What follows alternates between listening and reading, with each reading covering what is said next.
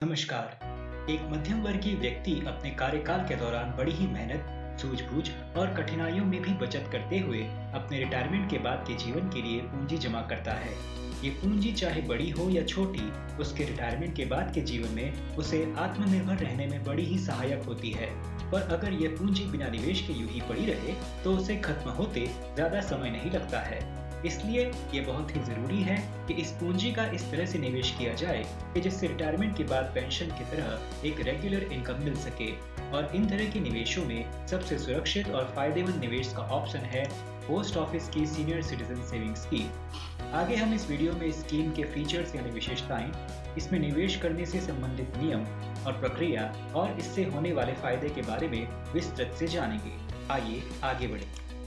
Senior citizen saving scheme government of India की द्वारा लाई गई स्कीम है, जिसका मतलब ये होता है कि निवेश के बाकी ऑप्शंस जैसे कि म्यूचुअल फंड्स, शेयर्स इत्यादि की तरह इसमें कोई रिस्क या जोखिम नहीं होती है। इस स्कीम में आप एक मुश्त यानी एक लमसम अमाउंट या पूंजी निवेश करते हैं और अकाउंट्स के 5 वर्ष के कार्यकाल के दौरान हर क्वार्टर यानी 3 महीनों में इसका इंटरेस्ट ब्याज आपको मिलता है। वर्तमान में इसका वार्षिक ब्याज दर 7.4% कंपाउंडेड एनुअली है, जो मार्केट में इस तरह के स्कीम्स के तुलना में काफी अच्छा माना जाएगा। इसका ब्याज आपको हर वर्ष 1 अप्रैल, 1 जुलाई, 1 अक्टूबर और 1 जनवरी को मिलता है। इस स्कीम में अकाउंट खोलने के लिए न्यूनतम 1,000 रुपए का निवेश अनिवार्य है और ज्यादा से ज्यादा 15 लाख रुपए तक का निवेश किया जा सकता है। निवेश के लिए आप चाहे जितने अकाउंट्स अपनी जरूरत और पूंजी की उपलब्धता के अनुसार खोल सकते हैं, परंतु सभी अकाउंट्स के निवेश की राशि कुल मिलाकर 15 लाख रुपए तक ही होनी चाहिए। इस अकाउंट्स की समय मर्यादा 5 वर्ष होती है, जिसे आप 5 वर्ष पूरा होने के बाद 1 वर्ष के अंदर 3 और वर्ष तक बढ़ा सकते हैं। उदाहरण के तौर पर, अगर आपने 1 दिसंबर 2020 को खाता खोला हो, तो 1 दिसंबर 2025 को इस खाते के 5 वर्ष पूरा होने के बाद 1 वर्ष तक यानी 1 दिसंबर 2026 तक बंद करने के बजाय आप इस खाते को 3 और वर्ष यानी 1 दिसंबर 2028 तक एक आवेदन देकर कार्यरत रख सकते हैं। ध्यान देने वाली बात यह है कि खाता खोलते समय का ब्याज दर इन 5 अथवा 8 वर्षों तक लागू रहेगा, चाहे इस दौरान ब्याज दरों में कटौती हो। यानी आपको एक निश्चित रकम ब्याज के रूप में हर 3 महीनों तक इन 5 या 8 वर्षों तक बिना किसी बदलाव के प्राप्त होती रहेगी। किसी कारण से अगर आपको 5 वर्ष पूरा होने के पहले खाता बंद करना पड़ जाए, तो कुछ कटौती के बाद आपको आपकी निवेशित पूंजी प्राप्त हो सकती है। इसके नियम कुछ इस प्रकार है। खाता खोलने से 1 वर्ष के भीतर खाता बंद करने पर आपको कोई ब्याज नहीं मिलेगा। यही अगर आप 3 महीनों के बाद मिलने वाले ब्याज विड्रॉ करते हैं, तो आपको निवेशित पूंजी में से इस रकम को निकालकर बाकी की पूंजी आपको वापस की जाएगी। खाता खोलने से 1 वर्ष के बाद परंतु 2 वर्ष के भीतर खाता बंद करने पर निवेशित पूंजी का 1.5% हिस्सा काटकर बाकी की पूंजी वापस की जाएगी और खाता खोलने के 2 वर्ष के बाद और 5 वर्ष पूरा होने के पहले बंद करने पर निवेशित पूंजी का 1% हिस्सा काटकर बाकी की पूंजी वापस की जाएगी।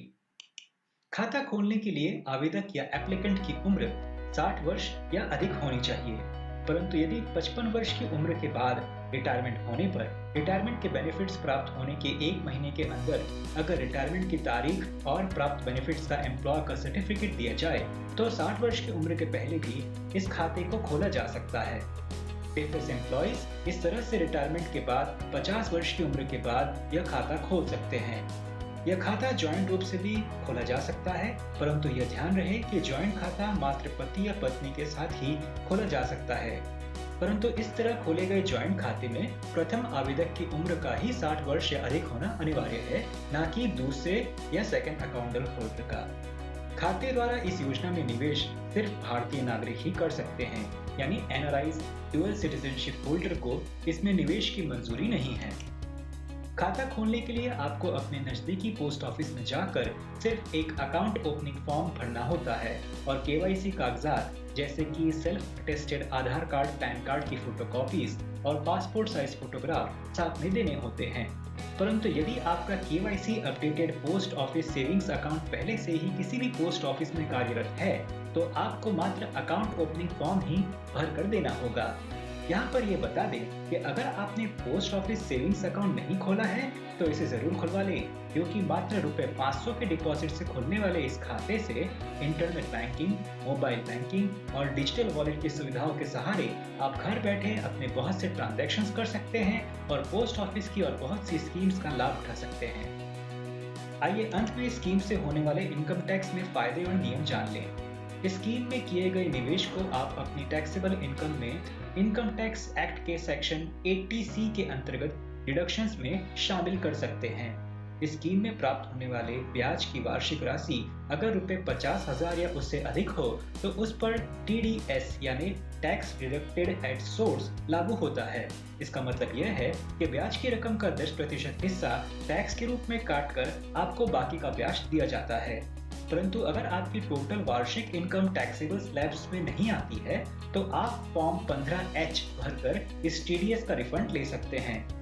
तो इस तरह हमने जाना कि post office senior citizen saving scheme में निवेश कर आप अपनी पोस्ट रिटायरमेंट जीवन में वित्तीय सुरक्षा के साथ साथ आत्मनिर्भरता भी प्राप्त कर सकते हैं।